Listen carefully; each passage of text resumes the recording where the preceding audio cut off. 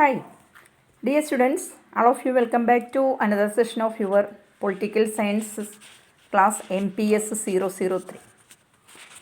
Indira Gandhi open യൂണിവേഴ്സിറ്റിയിൽ MA political സയൻസിന് first year, MA sociology second year ഈ കോഴ്സുകൾക്ക് പഠിക്കുന്ന വിദ്യാർത്ഥികൾക്ക് പഠിക്കേണ്ടതായ ഒരു പേപ്പറാണ് MPS 003. നാം ഇന്നലെ, അതായത് കഴിഞ്ഞ വീഡിയോ സെഷനിൽ നൽകിയിരുന്നതാണ് യൂണിറ്റ് 25 റിലീജിയസ് പൊളിറ്റിക്സിൻ്റെ ഒരു ആമുഖം. നാം ഇന്ന് നോക്കുന്നത് എവല്യൂഷൻ ഓഫ് റിലീജിയസ് പൊളിറ്റിക്സ് എന്നുള്ള ആ ഒരു ഭാഗമാണ്.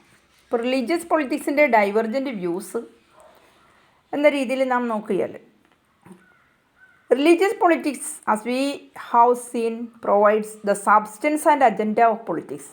പൊളിറ്റിക്സിനുള്ള ഒരു വേദി എന്ന രീതിയിലാണ് റിലീജിയനെ കാണുക എന്നതാണ്. കാരണം എന്തെന്നാൽ, it is the content of politics itself determined by one or another religion or the religious community.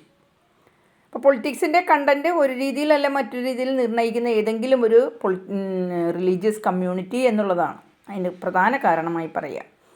So it can therefore appeal only to those belongings to that religious community. അപ്പോൾ politics എന്നുള്ളത് ആർക്ക് സ്വന്തമായിട്ട് വരുന്നു? ആ ഒരു religious കമ്മ്യൂണിറ്റിക്ക് സ്വന്തം എന്ന രീതിയിലാണ് ഇന്ന് നാം കാണുന്നത്. Religious politics cannot simultaneously B the politics of Hindus, Muslims and Christians. അപ്പോൾ ഒരേപോലെ ഒരേ സമയം ഏതെങ്കിലും എല്ലാ തലത്തിലുള്ള മുസ്ലിംസ്, ഹിന്ദുസ്, ക്രിസ്ത്യൻസ് എന്ന് പറയുന്ന എല്ലാവർക്കും ഒരേപോലെ ഒരേ സമയം സ്വന്തമാകണമെന്നില്ല. It can only belong to and may how appeal for the followers of one or other religion. ഏതെങ്കിലും ഒരു റിലീജിയനെ ഫോളോ ചെയ്യുന്ന ആർക്കെങ്കിലുമായിരിക്കും റിലീജിയസ് പൊളിറ്റിക്സിൻ്റെ ഭാഗമാകുവാനായിട്ട് സാധ്യത ഉണ്ടാവുക എന്നുള്ളത്. Okay, evolution of religious politics. അപ്പോൾ ഇവിടെ ഈ റിലീജിയസ് പൊളിറ്റിക്സ് എന്ന് പറയുമ്പോൾ കമ്മ്യൂണൽ പൊളിറ്റിക്സ് അഥവാ കമ്മ്യൂണാലിസം, അതാണ് നമ്മുടെ രാജ്യത്തിന് ഉചിതമായ രീതിയിൽ പറയുന്നത്. അപ്പോൾ this is so not just with India, it would be the same with other country for that matter. Okay, the evolution of religious politics that has a long history, and in spite of being exclusionist, a rich pedigree. ഇതിൻ്റെ ഒരു Pedigree, അതിൻ്റെ ഒരു വംശാവലി, religion, ഇതിനോടനുബന്ധിച്ച് വന്ന politics, അതൊക്കെ നാം പരിശോധിച്ചാൽ ഒരു ലോങ് ഹിസ്റ്ററി തന്നെ അതിനുണ്ട് എന്ന് നമുക്ക് മനസ്സിലാക്കാം. റിലീജിയസ് പൊളിറ്റിക്സിൽ a great religious thinkers with very wide horizons also contributed to the making of the religious politics, even though they are not reducible to the votaries of such politics. Religious thinkers പൊളിറ്റിക്സിനെ സംബന്ധിച്ച് religion ബേസ്ഡായിട്ട് പൊളിറ്റിക്സിലേക്ക് വന്നിട്ടുള്ളവരുടെ ആ ഒരു religious revivalism, അതിൻ്റെ ചരിത്രത്തെപ്പറ്റി പറയുന്നുണ്ട്. Which is via media to the making of religious politics. അപ്പോൾ ഈ ഒരു മതപരമായ ഒരു ഉണർവ്, ആ ഒരു റിവൈവലിസം, ഇത് തികച്ചും ആ ഒരു റിവൈവലിസം മീഡിയയാക്കിക്കൊണ്ടാണ് റിലീജിയസ് പൊളിറ്റിക്സിലേക്ക് വന്നിട്ടുള്ളത്. മോർ ദാൻ 100 years old, 100 വർഷത്തിലധികമാണ് ഇതിൻ്റെ ചരിത്രം പരിശോധിച്ചാൽ എന്ന് നമുക്ക് മനസ്സിലാക്കാൻ പറ്റും. Towards the last decades of 19th century, politics based on revivalist sentiments was becoming ascendant all over the country, especially in Bengal and Maharashtra, which were till then main centers of social reform movements. അപ്പോൾ 19th century last ഡിക്കേഡിലേക്ക് നാം നോക്കുമ്പോൾ politics എല്ലാം തന്നെ ഈ revivalist സെൻറ്റിമെൻറ്റ്സിനെ തുടർന്നുണ്ടായിട്ടുള്ളതാണ്.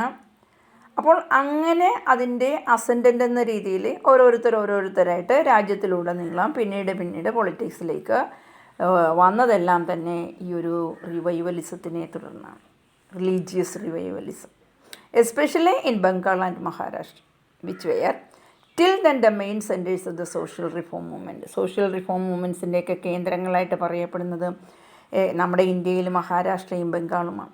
അപ്പോൾ അതുകൊണ്ട് തന്നെ ഇവിടെയാണ് ഈ റിവൈവലിസത്തിൻ്റെ സെൻറ്റിമെൻ്റൽ പ്രവർത്തിച്ച് പോന്നിരുന്നത്. ആ സെൻറ്റിമെൻറ്റാലിസം അത് റിലീജിയനെ ബേസ്ഡായിട്ട് പൊളിറ്റിക്സിലേക്ക് വഴിതിരിച്ചു എന്ന് വേണം ചിന്തിക്കാൻ. So this new mode of politics that based on revivalism was fast replacing the social movements. അപ്പോൾ മതപരമായ ജാതീയമായിട്ടുള്ള ആളുകളെ ഒരുമിപ്പിച്ചുകൊണ്ട് കൂടിയ ആ ഒരു റിവൈവലിസം അത് പിന്നീട് പെട്ടെന്ന് തന്നെയാണ് അതിൻ്റെ ആ ഒരു രൂപഭാവം സോഷ്യൽ മൂവ്മെൻറ്റിലേക്ക് എന്ന രീതിയിൽ വരികയും അത് പ്രാക്ടീസ് ചെയ്ത് അത് ഹിന്ദുയിസത്തിൻ്റെ ഭാഗമായി അത് ഹിന്ദുയിസത്തിൽ നിന്നുകൊണ്ട് തന്നെ ഏതിനെതിരെ child marriages, widowhood, denial of education to women ഇതിനൊക്കെ എതിരെ പ്രവർത്തിച്ചു വന്നു. അപ്പോൾ ഈ മുന്നോട്ട് വന്ന ആളുകളുടെ കൂട്ടായ്മ അന്ന് ജാതീയമായിട്ടായിരുന്നെങ്കിൽ പിന്നീട് ഇവരുടെ പ്രക്ഷോഭങ്ങൾ ആ പ്രക്ഷോഭത്തിന് മുന്നിൽ നിന്ന ആൾക്കാർ പിന്നീട് അവർ ഏത് തരത്തിലേക്ക് മാറുകയാണ്? പൊളിറ്റിക്സിലേക്ക്. അപ്പോൾ കൂടുതൽ ലൈവബിൾ, കൂടുതൽ ജീവസുറ്റുന്ന രീതിയിൽ പ്രവർത്തനങ്ങൾ സമൂഹത്തിൻ്റെ ഓരോ ഇടങ്ങളിലും ഇവർ കാഴ്ചവെക്കുന്ന തരത്തിലേക്ക് മാറി എന്ന് വേണം പറയാൻ. An instance of the ascendance of revivalism and the decline of the reform movement was the treatment method out of National Social Conference started by RANADE as an umbrella organization of coordinate and encourage reform movement all over India. റാനഡയുടെ നേതൃത്വത്തിൽ നടന്ന national social conference, അപ്പോൾ അദ്ദേഹമാണത് തുടക്കം കുറിച്ചത്. അപ്പോൾ അദ്ദേഹം തുടക്കം കുറിച്ച് അദ്ദേഹത്തിൻ്റെ നേതൃത്വത്തിൽ അണിനിരന്ന ആളുകളുടെ കൂട്ടായ്മ അത് ഒരു umbrella organisation of various social reform movements എന്ന രീതിയിലാണ്. അത് രാജ്യത്തിൻ്റെ നാനാഭാഗങ്ങളിൽ ഈ ഒരു അംബർല ഓർഗനൈസേഷൻ എന്നുള്ള രീതിയിൽ രൂപം കൊടുത്തു. അപ്പോൾ ഇതെല്ലാം അണിനിരന്ന് ഒറ്റക്കെട്ടായിട്ട് പലയിടങ്ങളിലായിട്ട് കൂട്ടം കൂടി ആളുകൾ ഓരോരോ കാര്യങ്ങളുമായിട്ട് ഇടപെട്ട് അതൊരു റിഫോം മൂവ്മെൻ്റ് എന്ന രീതിയിൽ രാജ്യത്തിൽ ഉണർന്നു വന്നു. അപ്പോൾ ഇതിൻ്റെ ഉദ്ദേശം എന്തായിരുന്നു? Its aim was to discuss and coordinate and encourage the reform movement all over India. എന്തായിരുന്നു ഇതിൻ്റെ ഉദ്ദേശം? രാജ്യത്തിലെ ഉടനീളം നടക്കുന്ന വ്യത്യസ്തമായ റിഫോം മൂവ്മെൻറ്റിനെ എല്ലാം കോർഡിനേറ്റ് ചെയ്യുക എന്നതായിരുന്നു. ഈ ഒരു പ്രധാനമായിട്ടും coordinate and discuss and to encourage reform movement, ഉടനീളം നടക്കുന്ന എല്ലാ റിഫോം മൂവ്മെൻറ്റ്സിനെയും ഒന്ന് എൻകറേജ് ചെയ്യുക, കോർഡിനേറ്റ് ചെയ്യുക എന്നുള്ളതൊക്കെയായിരുന്നു ഉദ്ദേശം. At an all India level it used to meet annually parallel to the sessions of the Indian National Congress. അത് ഇന്ത്യ തലത്തിലേക്ക് ഇത് ഉപയോഗിച്ചു പോകുന്നത് പ്രധാനമായിട്ടും ഇന്ത്യൻ നാഷണൽ കോൺഗ്രസിൻ്റെ പാരലൽ എന്ന രീതിയിൽ പ്രവർത്തിച്ചു പോന്നിരുന്ന ചില സംഘടിതമായ ഓർഗനൈസേഷൻസ് ആയിരുന്നു. അപ്പോൾ ഈ സംഘടിതമായി മുന്നോട്ട് വന്ന ഓർഗനൈസേഷൻസ് എല്ലാം തന്നെ അവർ പലതരത്തിലുള്ള സാമൂഹിക അനീതികളെ തടുത്തു നിർത്തുന്നതിന് വേണ്ടി പരമാവധി സമൂഹത്തിൽ ഇറങ്ങി പ്രവർത്തിക്കുകയായിരുന്നു എന്ന് പറയാം. At an all India level it used to meet annually parallel to the sessions of the Indian National Congress in a drastic move in the 1885 session of the Congress at Pune. Balagangadhar Tilak banned its meetings and tried to make it defect. അപ്പോൾ ബാലഗംഗാധർ തിലക് കോൺഗ്രസിൻ്റെ ആളാണ്. അപ്പോൾ അദ്ദേഹത്തിൻ്റെ ആ പാർട്ടിയും ആളുകളും അണിനിരന്ന് ചെയ്യുന്ന പ്രവർത്തനങ്ങൾക്ക് പാരലലായിട്ടായിരുന്നു റാനഡയുടെ നേതൃത്വത്തിൽ ആളുകൾ രാജ്യത്തുടനീളം സോഷ്യൽ റിഫോർമേഷൻ മൂവ്മെൻറ്റ് എന്ന രീതിയിൽ അവരും വിവിധ പ്രസ്ഥാനങ്ങളും ഓർഗനൈസേഷനുമായിട്ട് മുന്നോട്ട് വരുന്നു. അപ്പോൾ ബാലഗംഗാധർ തിലക് അദ്ദേഹത്തിൻ്റെ മീറ്റിങ്ങിൽ ഇത്തരത്തിലുള്ള മുന്നോട്ടുള്ള മൂവ്മെൻറ്റിനെ, സോഷ്യൽ മൂവ്മെൻറ്റിനെ തടയിടാനായിട്ട് ശ്രമിക്കുകയാണ്.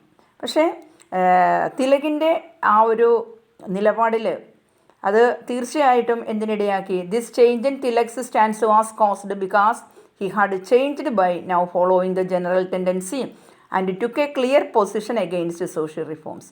അപ്പോൾ സോഷ്യൽ റിഫോംസുമായി മുന്നോട്ട് വരുന്നവരുടേതായ ആ ഒരു ആറ്റിറ്റ്യൂഡിനെ എതിർക്കുന്ന തരത്തിലേക്ക് ബാലഗംഗാധര തിലക് നിലപാടെടുക്കുമ്പോൾ അദ്ദേഹത്തിലുണ്ടായ ഈ ഒരു മാറ്റം അത് ജനറൽ ടെൻഡൻസി എന്ന രീതിയിൽ പൊതുജന മനോവികാരത്തെ തന്നെ മാറ്റിമറിക്കുകയാണ് എന്ന് പറയാം.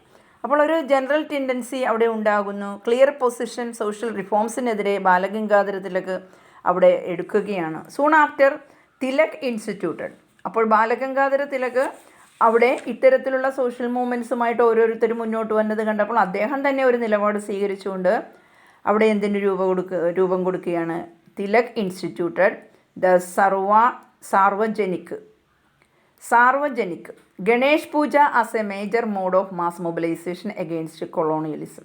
തിലക് എന്താ ചെയ്തേ? അദ്ദേഹം ഒരു നിലപാടെടുത്തുകൊണ്ട് ഇവിടെ റാനഡെ അദ്ദേഹവുമായി ബന്ധപ്പെട്ടിട്ടുള്ള കുറേ ആളുകളും സോഷ്യൽ റിഫോം മൂവ്മെൻറ്റും ഒക്കെ ഒരു ഭാഗത്ത് നടക്കുമ്പോൾ കോൺഗ്രസിൻ്റെ ആളായിട്ട് ബാലഗംഗാധര തിലകും അദ്ദേഹത്തിൻ്റെ നേതൃത്വത്തിലുള്ള ആൾക്കാരും മറുഭാഗത്ത്. അപ്പോൾ അദ്ദേഹം ഇതെല്ലാം കണ്ടും കേട്ടും വന്നതുകൊണ്ട് തന്നെ തിലക് എന്ത് ചെയ്തു? അദ്ദേഹം ഒരു നിലപാടെടുത്തു. ആ നിലപാട് എന്തായിരുന്നു? General tendency to a clear position against social reforms. നിലവിലുള്ള സോഷ്യൽ റിഫോംസിന് എതിരായിട്ടൊരു കൃത്യമായ ഒരു പൊസിഷൻ സ്വീകരിക്കുക എന്നതായിരുന്നു. ആ കൃത്യമായ പൊസിഷൻ സ്വീകരിച്ചത് അദ്ദേഹം എങ്ങനെയാണ്? അദ്ദേഹം സാർവജനിക് എന്ന ഒരു സ്ഥാപനത്തിന് രൂപം കൊടുത്തു.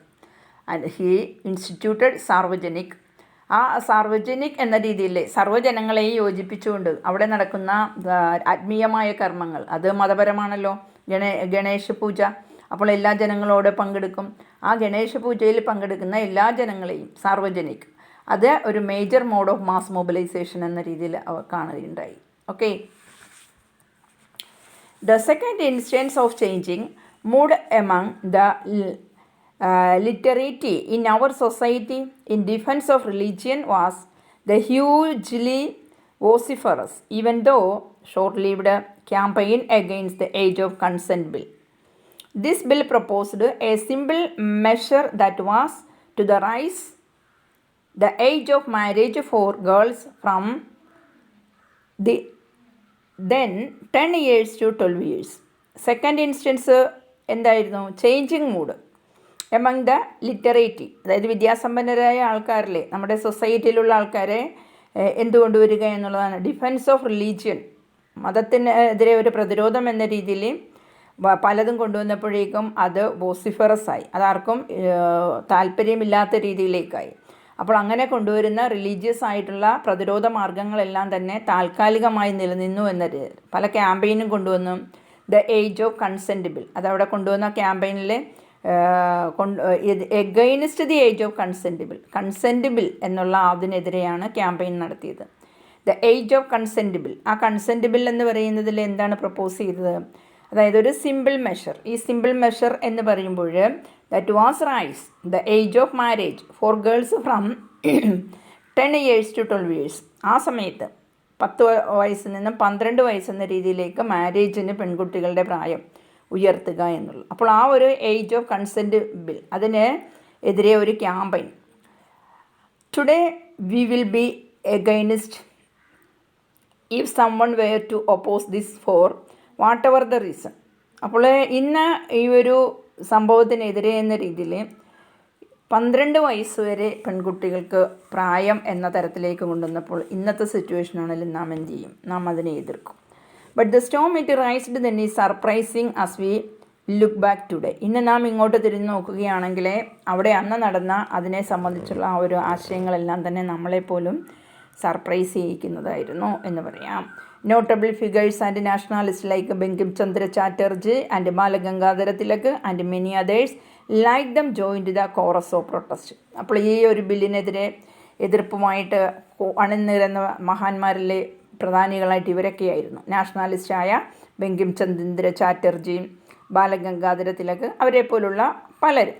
The argument was that the foreign rulers, that is the British, have no right to interfere in the religious customs of the Hindus. അത് ഹിന്ദുക്കളായ പെൺകുട്ടികളുടെ കാര്യങ്ങളിൽ വിവാഹത്തിൻ്റെ പ്രായത്തിൻ്റെ കാര്യത്തിൽ ഒരു ബില്ല് അന്നത്തെ ബ്രിട്ടീഷ് ഗവൺമെൻറ് കൊണ്ടുവന്നപ്പോൾ ഇവരതിനെ എതിർത്തുകൊണ്ട് പറഞ്ഞു. കാരണം എന്തെന്നാൽ നിങ്ങൾ വിദേശത്തുള്ള ആൾക്കാരാണ് ഇന്നിവിടെ ഭരിക്കുന്നതെങ്കിൽ ഫോറിൻ റൂളേഴ്സിന് ഇന്ത്യൻ പെൺകുട്ടികളുടെ കാര്യത്തിൽ പ്രത്യേകിച്ച് ഹിന്ദുസിൻ്റെ കസ്റ്റംസുമായി റിലീജിയസ് കസ്റ്റംസുമായിട്ടുള്ള റൈറ്റിൽ ഇടപെടാനായിട്ട് ബ്രിട്ടീഷിന് അവകാശമില്ല എന്നാണ് അവർ തർക്കിച്ചത്, അവർ വാദിച്ചത്.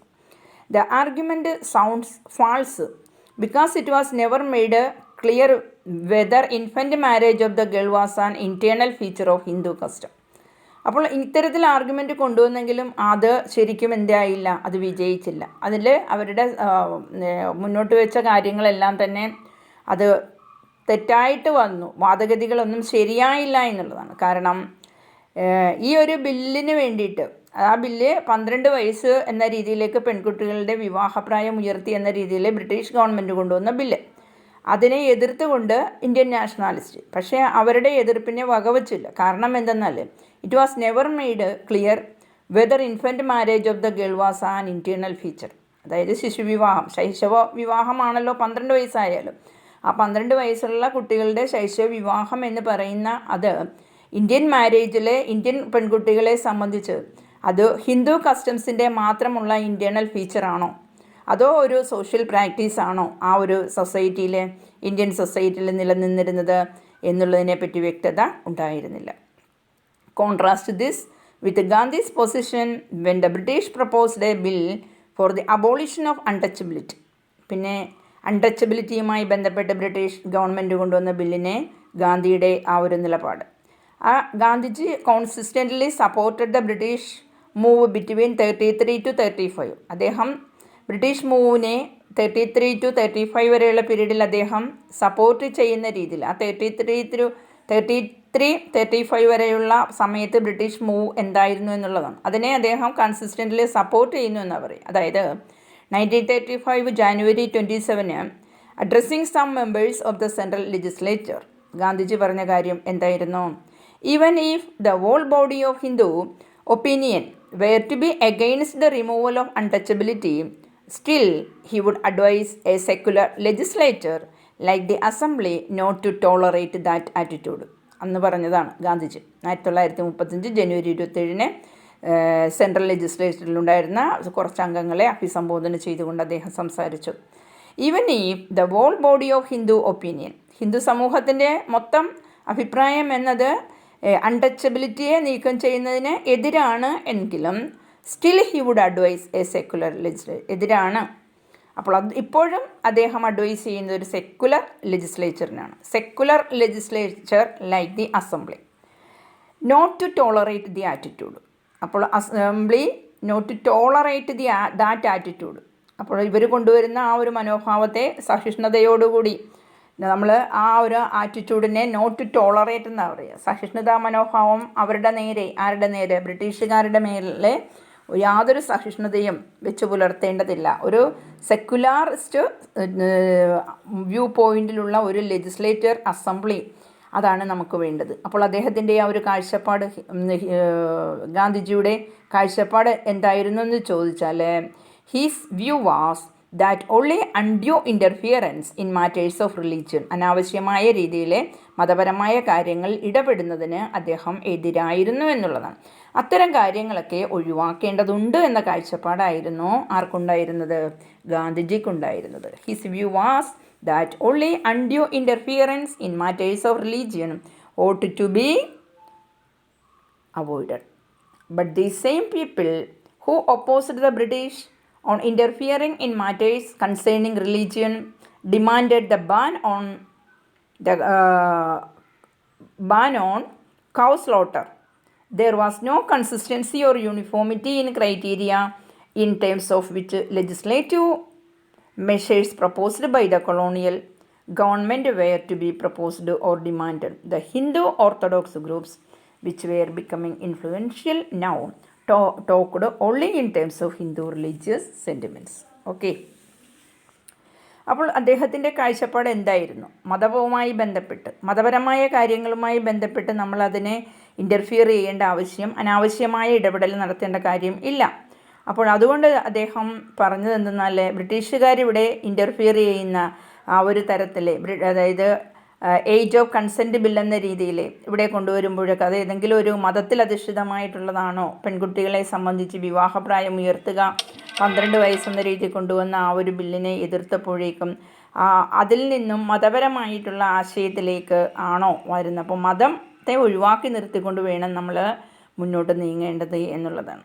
അപ്പോൾ ബ്രിട്ടീഷുകാർ റിലീജിയസ് കൺസേൺ മാറ്റേഴ്സിലുള്ള ഇൻ്റർഫിയറൻസ് അത് പ്രധാനമായിട്ടും demanded the ban on cow slaughter നിയന്ത്രണം ഉണ്ടാവണം എന്ന രീതിയിലുള്ള ആവശ്യമാണ്.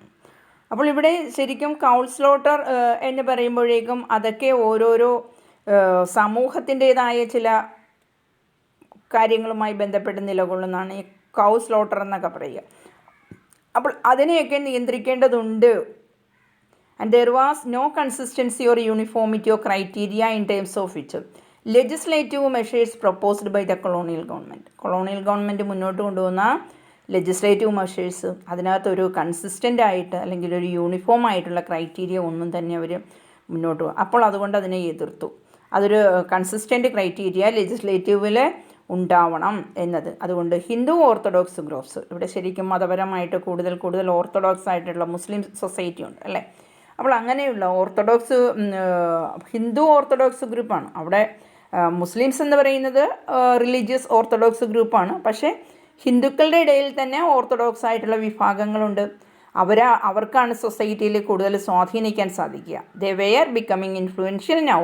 ദേ talked only in terms of Hindu religious sentiments. അപ്പോൾ അവരെ സംബന്ധിച്ച് ഹിന്ദുസിലെ കൂടുതൽ ഇൻഫ്ലുവൻഷ്യൽ ഗ്രൂപ്പ് എന്ന രീതിയിലുള്ള ഓർത്തഡോക്സ് സൊസൈറ്റി, അവർക്ക് ഹിന്ദു റിലീജിയസ് സെൻറ്റിമെൻറ്റ്സിനെ കുറിച്ചായിരുന്നു ആ സമയത്തുള്ള സംസാരവും കാര്യങ്ങളും മുന്നോട്ട് കൊണ്ടുപോയിരുന്നത് എന്നതാണ്. Then rising Hindu revivalism got support from unexpected quarters. അപ്പോൾ ഹിന്ദു റിവൈവലിസത്തിന് പിന്നീട് പെട്ടെന്നാണ് അതിൻ്റേതായ ഒരു സ്പാർക്ക് എന്ന രീതിയിൽ അതിൻ്റെ പ്രാധാന്യം വന്നു ചേർന്നത്. പ്രത്യേകിച്ച് വിവേകാനന്ദ രംഗത്തേക്ക് എത്തുകയാണ്. Vivekananda, who had become enormously popular after his performance at the world religious parliament. World religious പാർലമെൻറ്റിൽ പ്രബന്ധം അവതരിപ്പിച്ചിരുന്നു. അതിനുശേഷം അദ്ദേഹത്തിന് കിട്ടിയ പേരും പെരുമയും വളരെ വലുതായിരുന്നു. So he gov an interesting argument based on reform versus growth and service. വളർച്ച, സേവനം, പരിഷ്കാരം ഇവയുമായി ബന്ധപ്പെട്ടിട്ടുള്ള ഒരു ഇൻട്രസ്റ്റിംഗ് ആർഗ്യുമെൻറ്റ് അദ്ദേഹം ഒരു സൊസൈറ്റിയിലേക്ക് പകർന്നു കൊടുത്തു. അപ്പോൾ അദ്ദേഹം ഡിക്ലെയർ ചെയ്ത കാര്യം എന്തെന്നാൽ, I do not believe in reform. അദ്ദേഹം പറഞ്ഞതാണ്, ഞാൻ റിഫോമിലൊന്നും തന്നെ വിശ്വസിക്കുന്നില്ല. I believe in growth. ഞാൻ ഗ്രോത്തിലാണ്, വളർച്ചയിലാണ് വിശ്വസിക്കുന്നത്. I do not dare to put myself in the position of God and dictate unto our society. ഞാൻ എന്തിന് ധൈര്യപ്പെടുന്നില്ല? I do not dare to put myself in the position of God. അതായത് ദൈവത്തിൻ്റെ സ്ഥാനത്തേക്ക് എന്നെ തന്നെ നിലനിർത്താനായിട്ടെന്ന രീതിയിലോ അല്ലെങ്കിൽ നമ്മുടെ സമൂഹത്തിലെ ഞാനാണ് ദൈവമെന്ന് പ്രഖ്യാപിക്കുവാനൊന്നും ഞാൻ ആളല്ല. ദൈവത്തിൻ്റെ സ്ഥാനത്ത് ദൈവം എന്നെക്കൊണ്ടാകാവുന്നത് ഞാൻ ചെയ്യുക എന്നത്. So this way you shall move and not that way. അതുകൊണ്ട് ഈ വഴിയിൽ എനിക്ക് എന്ന രീതിയിൽ ഒരു വ്യക്തിക്ക് എനിക്ക് എന്ത് ചെയ്യാൻ പറ്റുമോ, വളർച്ചയിലേക്ക് നയിക്കുന്നതിന് എന്ത് ചെയ്യാൻ പറ്റുമോ, എന്ത് പ്രവർത്തനം കാഴ്ചവെക്കാൻ പറ്റുമോ അതിനനുസരിച്ച് അങ്ങോട്ട് മുന്നോട്ട് മൂവ് ചെയ്യുക. ഒരിക്കലും ആ വഴിയാവരുത്. ഏത് ഞാനാണ് ദൈവം, അതുകൊണ്ട് ഞാനിനി ഒന്നും ഇവിടെ നടപ്പാക്കേണ്ടതില്ല, അതുകൊണ്ട് ഞാൻ ദൈവത്തിൻ്റെ പൊസിഷനിലേക്ക് എന്ന രീതിയിൽ സ്വയം ആരും നിലകൊള്ളാതെ അവനവനാലാകാവുന്ന പ്രവർത്തനങ്ങൾ ഗ്രോത്തിന് വേണ്ടി കോൺട്രിബ്യൂട്ട് ചെയ്യുക എന്നതാണ് അദ്ദേഹം പറഞ്ഞത്. അദ്ദേഹത്തിൻ്റെ വാക്കുകൾ ഒന്നുകൂടി എടുക്കാം. I believe in growth.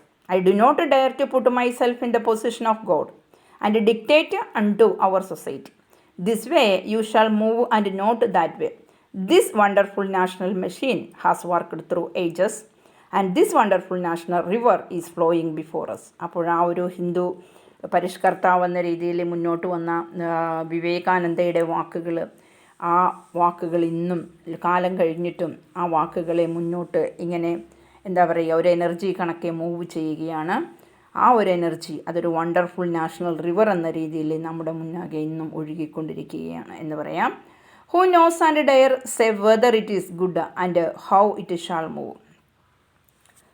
അപ്പോൾ സോഷ്യൽ റിഫോംസ് ആ ഒരു രംഗത്ത് പരിഷ്കാരങ്ങളും മാറ്റങ്ങളും കൊണ്ടുവരുന്നതിന് വേണ്ടിയിട്ട് പ്രവർത്തിക്കുക, മനസ്സുണർന്ന് ഹിന്ദുക്കളെ നിങ്ങൾ ഉണർന്ന് പ്രവർത്തിക്കുക എന്നതായിരുന്നു അദ്ദേഹം നൽകിയ വാക്കുകൾ. So social reform reproduced as an appendix in KP Karunakaran religion and political awakening in India 1969 revised എഡിഷനാണ്. അത് KP കരുണാകരൻ്റെ ഒരു ടെക്സ്റ്റ് ബുക്കാണ്. ഈ സോഷ്യൽ റിഫോമിനെ കുറിച്ച് അത് വീണ്ടും അത് എഴുതിയിട്ടുണ്ട്, social religion and political awakening India എന്ന ടെക്സ്റ്റ് ബുക്കിൽ. അപ്പോൾ അതിൽ ഈ ഒരു റിവൈവലിസവും അതിനെ പറ്റി കൂടുതൽ കാര്യങ്ങൾ പറയുന്നുണ്ട്. Social reform movements were elitist and alien to Indian tradition. ഒരു റിവൈവലിസം അല്ലെങ്കിൽ ഒരു നവോത്ഥാനം, പുനരുദ്ധാരണം, മനുഷ്യൻ്റെ മനസ്സുകളിൽ ഒരു പുനരുദ്ധാരണം നൽകുന്നതിന് പര്യാപ്തമാണ് സോഷ്യൽ റിഫോംസ് എന്നതാണ് അതിനെപ്പറ്റി പറയുന്നത്. And similar views were expressed in many other parts of India. In Bengal among others Bankim Chandra Chatterjee famous for his Vande Mataram. ബംഗാളിലെ വന്ദേ മാതരവുമായി ബന്ധപ്പെട്ട് ബങ്കിം ചന്ദ്ര ചാറ്റർജി അദ്ദേഹം ഒരു പ്രൊമിനൻ്റ് വോയിസ് ആയിരുന്നു ബംഗാളിൽ. അദ്ദേഹം റിഫോംസിന് എഗെയിൻസ്റ്റായിട്ട് നിലകൊണ്ടയാളാണ്. ദെൻ മഹാരാഷ്ട്രയിലെ ഇറ്റ് വാസ് തിലക്, അദ്ദേഹമാണ് ഈ സോഷ്യൽ റിഫോംസിന് എതിരെയായിട്ടുള്ള റിവോൾട്ടുമായിട്ട് ബാനർ ഉയർത്തിയത് എന്നത്, അതും ശ്രദ്ധേയം. അതേപോലെ മറ്റു ഭാഗങ്ങളിലൊക്കെ ഇന്ത്യയുടെ നാനാഭാഗങ്ങളിൽ തിയോസഫിക്കൽ മൂവ്മെൻ്റ് ഉണ്ടായിട്ടുണ്ട്. ഇതെല്ലാം തന്നെ എന്താ പറയുക, ഓരോരോ സമൂഹത്തിൻ്റെ ഉദ്ധാരണത്തിന് വേണ്ടിയിട്ട് കൊണ്ടുവന്ന കാര്യങ്ങളാണ്. What need to be remembered is that these figures were very prominent nationalist voices. അപ്പോൾ നാം ഈ പറയുന്ന ബങ്കിം ചന്ദ്ര ചാറ്റർജി ആണെങ്കിലും, അതേപോലെ തന്നെ വിവേകാനന്ദയാണേലും, അതേപോലെ തന്നെ തിലക്കാണെങ്കിലും, ഇവരെല്ലാം ആരാണ്? സോഷ്യൽ റിഫോമിസ്റ്റാണ്. ഇവരെല്ലാം സിമിലർ പാത്തിലൂടെ സഞ്ചരിച്ചവരാണ്, തിയോസഫിക്കൽ മൂവ്മെൻറ്റുമായി ബന്ധപ്പെട്ട് വന്നിട്ടുള്ള. അപ്പോൾ ഇങ്ങനെ ഈ ഇത്തരത്തിലുള്ള സോഷ്യൽ റിഫോംസിനൊക്കെ വന്ദേമാതരത്തിലൂടെ ബങ്കിം ചന്ദ്ര ചാറ്റർജി ഫേമസ് ആയതെന്ന് നമുക്കറിയാം. അപ്പോൾ ഇവയെല്ലാം നമ്മെ ഓർമ്മിപ്പിക്കുന്നത് എന്താണ്? ഇവരുടെ രൂപങ്ങളും ഇവരുടെ എക്സിസ്റ്റൻസും ഉണ്ടായിരുന്ന സമയം നമ്മളെ എന്താണ് ഓർമ്മിപ്പിക്കുന്നത് വെച്ചിട്ടുണ്ടെങ്കിൽ, ഇവരെല്ലാം വളരെ ശ്രദ്ധേയരായിട്ടുള്ള ദേശീയ നേതാക്കളായിരുന്നു. അവരുടെ ശബ്ദം ഇന്ത്യക്ക് വേണ്ടി ഉയർത്തിയത്, അവരുടെ പരിശ്രമം ഇവിടെ നടത്തിയത് എന്തിനു വേണ്ടിയായിരുന്നു?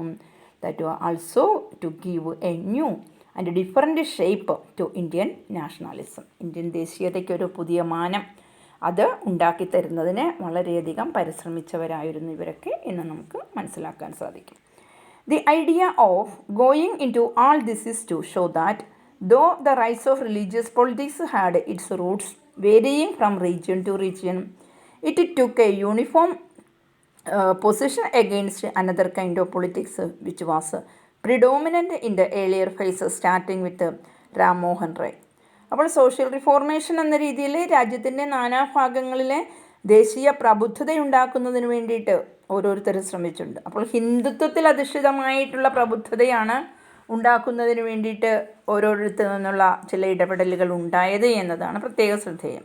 അതുകൊണ്ട് തന്നെ the idea of going into all this is to show that, ഈ രാജ്യത്തിൻ്റെ നാനാഭാഗങ്ങൾ നടന്നിട്ടുള്ള ഈ ഒരു ആദർശവും ഇവയെല്ലാം പ്രചരണവും എല്ലാം വ്യക്തമാക്കുന്നത് എന്തെന്നാൽ റിലീജിയസ് പൊളിറ്റിക്സിൻ്റെ ആവിർഭാവം എല്ലാം തന്നെ അത് മുന്നോട്ട് വന്നത് ആ ഒരു പണ്ട് കാലത്ത്, ഇവരുടെയൊക്കെ ആ ഒരു കാലഘട്ടത്തിൽ, that is varying from region to region, അത് പല റീജിയനിലും വ്യത്യസ്തമായ രീതിയിലാവാം. It took a various or uniform position against another kinds of politics which was predominant in the earlier phases starting with Ram Mohan Roy.